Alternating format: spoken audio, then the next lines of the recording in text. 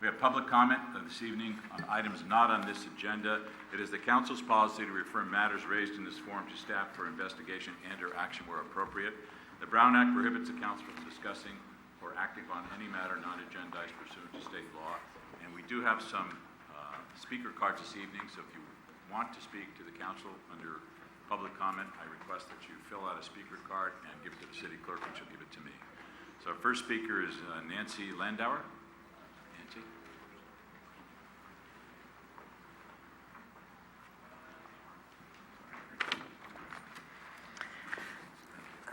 Thank you. I'm Reverend Dr. Nancy Landauer. I spoke here about a month ago, and I left my name and my email address and asked you to alert me to when negotiations with OTO were going to happen. Unfortunately, I didn't get any mention at all that anything was happening. I never did hear back from you. So I was a little surprised when I came a couple weeks ago and negotiations were beginning. And then I did come a couple weeks ago anyway, and that was when we brought the 750 cards from San Bruno members, all of them talking and asking that there could be a fair play in the negotiations, asking that people who worked in the hotel would be able to vote on whether or not they would be able to join a union or not. And I would like to have some kind of response back from you. You just took the cards and went away, and we never had any response back or how you felt or what was going on. And again, I'd left my name and email number asking for what was going on, and I never heard back. So I would like a response to those cards. And this Tuesday, I arrived for the regular sponsored council meeting, and I discovered, to my surprise, that the tract for the land proposal for where the hotel is going to be at had been submitted for an assessment, property assessment, and wondered how much that property had been assessed at, and was found out that the assessment was not open and no one could find out how much the property had been assessed at. So I was quite surprised by that, because we would really like to have transparency. I think that's the key to what I'm here for tonight, is that I've been asking and asking and asking. This is the third time I'd like to know what's going on. And I think we as citizens here in San Bruno don't want to be treated as third-class citizens. We really would like to know what's going on, and that's really the key to what we're asking for. We as citizens in San Bruno don't want to be treated as third-class people. You are elected officials.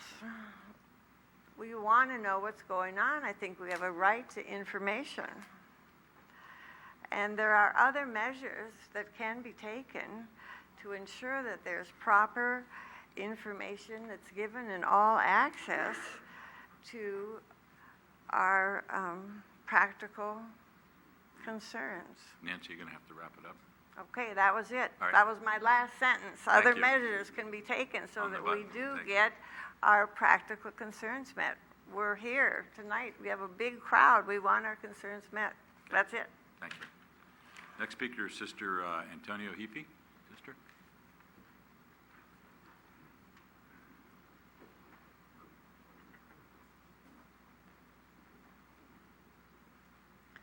Good evening, Mayor and council members and citizens of San Bruno.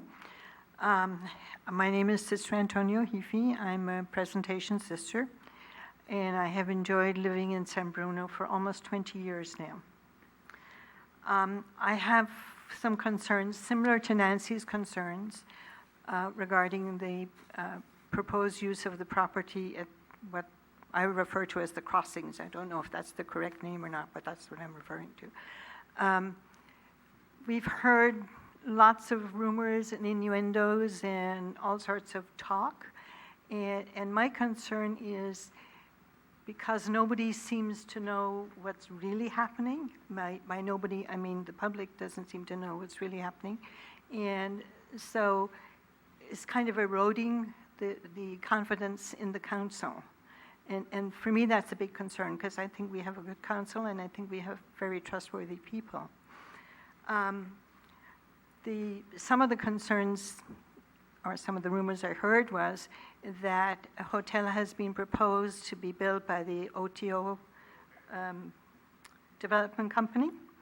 And there's a problem with that company, because it's no secret that they are inclined to hand over their properties after about 2 years or so to another company named Blackstone.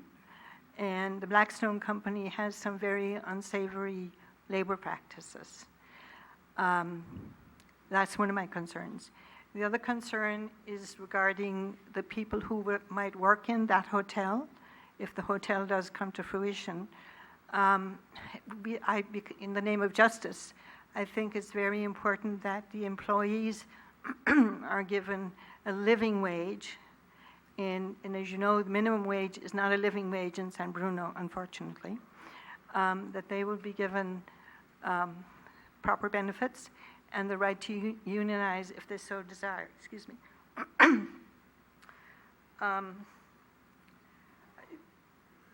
I think in the name of building up or rebuilding the trust in the council, that we need to get information, I mean concrete information, not just rumors and innuendos and he said, she said kind of stuff, and proper facts about whatever is happening with regard to this project. It probably is a very good idea. Having a nice hotel in the area is not a bad idea, it's a good idea. But how it's going to come about and who's going to put it there and all of that, these are all big question marks. So I'm appealing to you to, when you can, to give information as it is available. You won't have all the information at one time, I'm sure, but somehow to make that public so we can stop all this wondering and rumoring. Thank you very much. Thank you. The next speaker is Laurel Fish.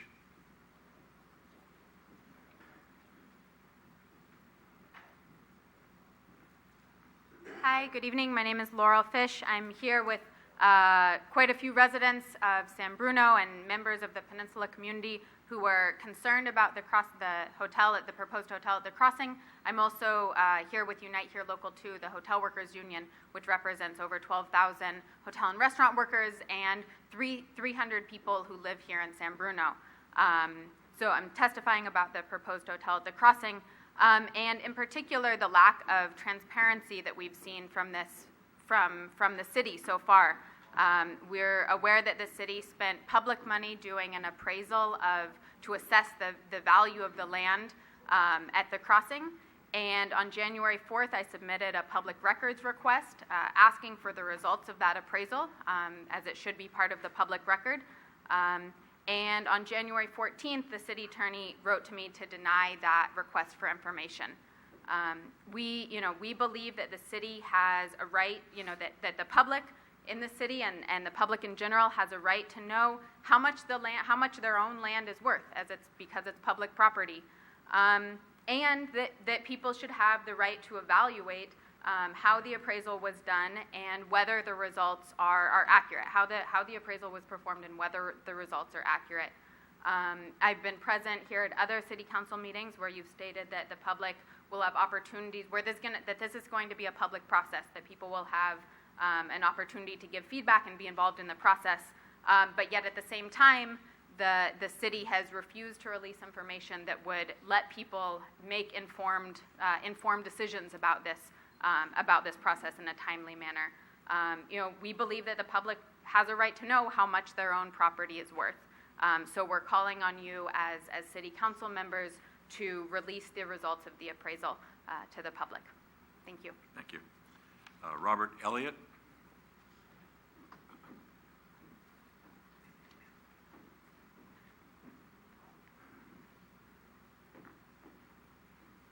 Yes, my name's Robert Elliot.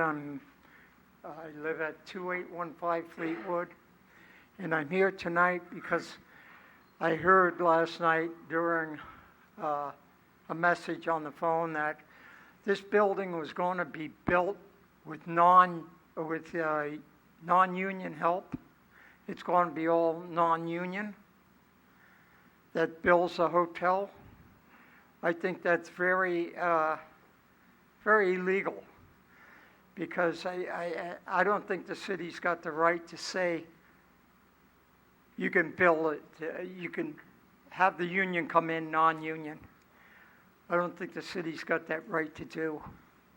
I think the union, a matter of fact, the council, if you stop and look back, how many of your parents were union at the time? They raised you union. And you're going to sit up there and say non-union's allowed in and the union's not? I think the city's making an awful mistake. And they should stop and think about it. Thank you. Thank you. Thomas Miller?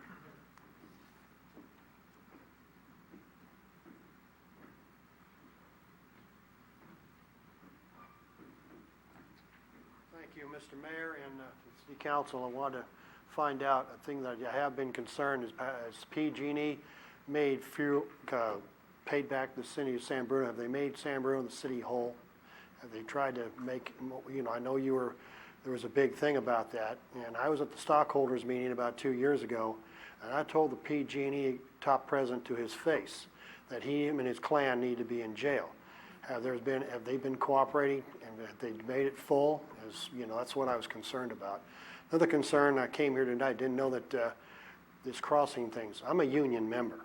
I'm retired, but I'm a union member. And to me, the union should come first before the non-union. These guys work hard, and they deserve to build it. And those people that staff that union, they need to be a union organized workforce, because I hate to tell you, what it costs to live here in San Bruno. If it wasn't for my family, I would not be able to live here, okay? Beside that, they deserve a decent wage pay. And if you can get the executives of PG&E, on the other hand, get executives of PG&E arrested, give me the warrant, get one of the police officers to go with me, and I'll arrest the man myself. Thank you very much. Thank you, Doctor. All right, thank you. Anyone else under public comment? Do you fill out a speaker's card too, Robert, even though we know you? Yeah, sure. Since everyone else has to. Thank you.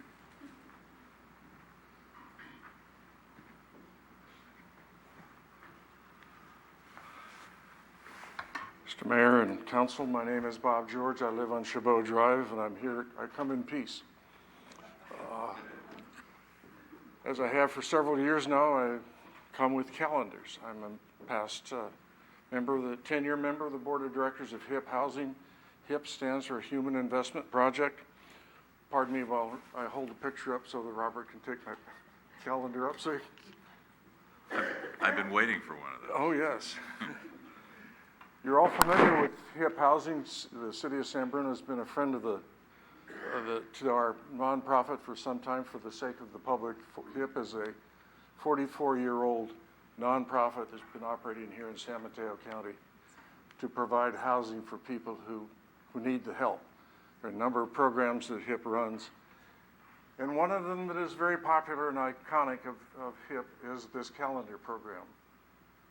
There are a number of elementary schools in San Mateo County that provide,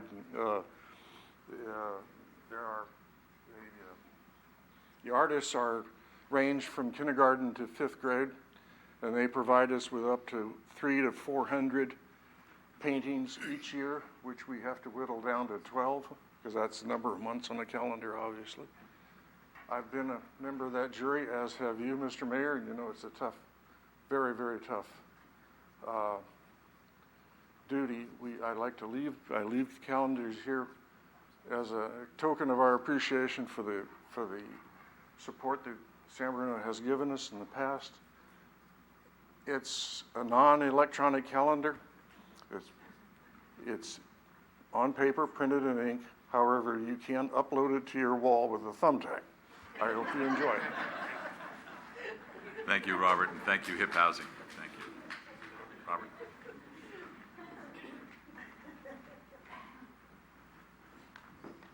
Robert Rico, your trustee on the Mosquito and Vector Control District. On behalf of the district, I want to thank you for the proclamation recognizing the district's 100-year anniversary of serving the residents of the county and specifically of San Bruno. We had our open house today, and I'm glad to say that a number of San Bruno residents, including my bodyguard sitting in the back row, was there, and the district continues to look to San Bruno for their support of our various ongoing programs and disseminating the information to your residents. I put on the table in the back here, you have a special, the five of you have, and Connie have a special thank you coming by way of Carol tomorrow. But we have tick keys, but these are keys you're not supposed to use because we're going to do such a good job in controlling ticks that you won't find any in San Bruno, so you won't have to use the tick key. So thank you again for your recognition and continuing support. Thank you, Robert, for all your hard work, too. So, anything else under public comment? All right, as you know, we really can't address anything in too much detail, but I would like to say just a couple of quick things here. There is no deal with OTO. There is no deal with OTO. Nothing's been signed, sealed, or delivered. We have given the city manager direction to negotiate, and when you negotiate with your employers, you don't blast it all over the place. You negotiate in private. That's what we're doing. All right, so there's no deal, despite what you've heard. The council cannot force anyone to go union or non-union. It's not our purview to do that. We can't do it. So we'll see what happens. Negotiations are ongoing. We've heard you.